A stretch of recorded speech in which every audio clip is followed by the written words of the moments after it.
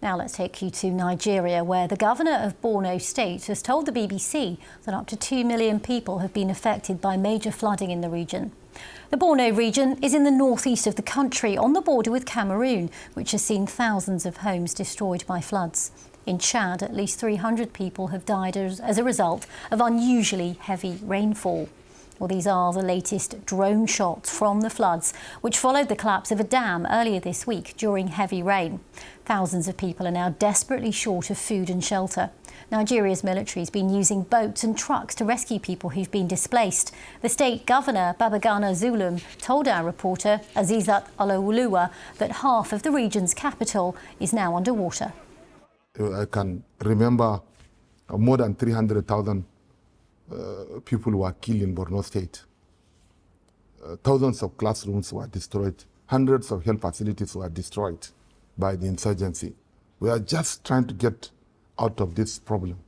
And then now we witness another disaster, a very serious calamity, another serious humanitarian crisis, which the state government alone cannot shoulder.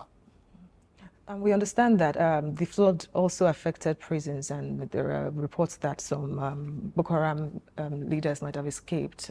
Are you worried? I'm worried. Yes, I'm seriously worried. But you also have to bear in mind that Borno State government has established what we call Borno model of rehabilitation that has allowed many insurgents to repent.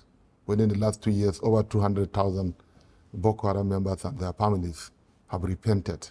And I think this has also yielded positive result in ensuring return of peace and stability to Borno State.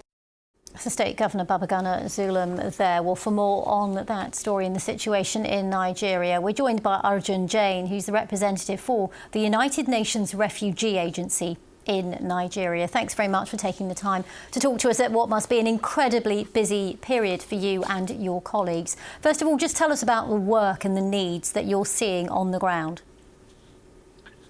Thank you so much. The needs are just enormous right now, and we are seeing hundreds of thousands of people who are displaced in Maiduguri alone. But as you had said in your news piece, this is not just about Maiduguri, it's about the whole country. We are seeing over 1 million people affected, according to the government, and the region as a whole. We are seeing people in Chad, Niger, Mali, Cameroon, and Burkina Faso, all affected by heavy rains. Right now, people are displaced. They are living in school buildings. They are living in old IDP camps that were closed. Just as they were getting back on their feet, they are back in these IDP settlements. They need water. They are desperate for food, shelter material, mosquito nets, a whole array of things that we are providing on the ground, but we need to do a lot more far quickly. And Arjun, I was reading that these are the worst floods that region has seen, Maiduguri, for 3 decades. So is the area equipped to cope with this?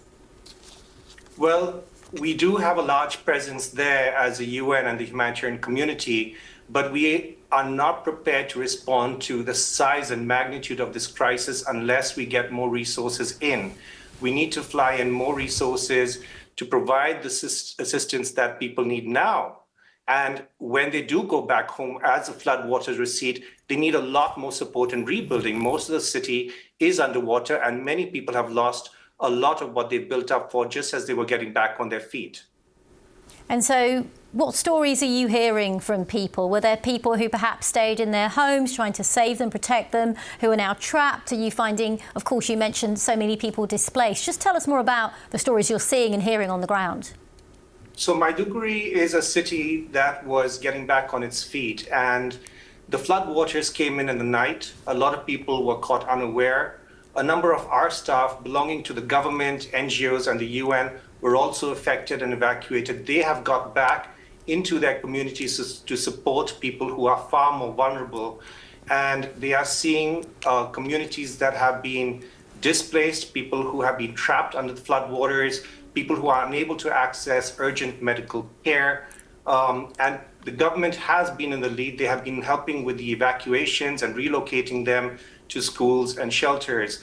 These are people who have been affected by conflict for decades. These are people who are vulnerable as they are prior to the floods. There is a situation of malnutrition that was affecting food insecurity, affecting a number of them.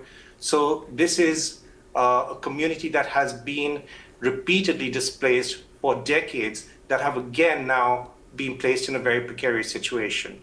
And just before we let you go, Arjun, we understand that this, of course, was caused by a dam being breached. Do we know how long it might take for the floodwaters to recede? Well, we expect the floodwaters to recede in the next 2-3 weeks. We don't know how long it'll take for people to get back on their feet.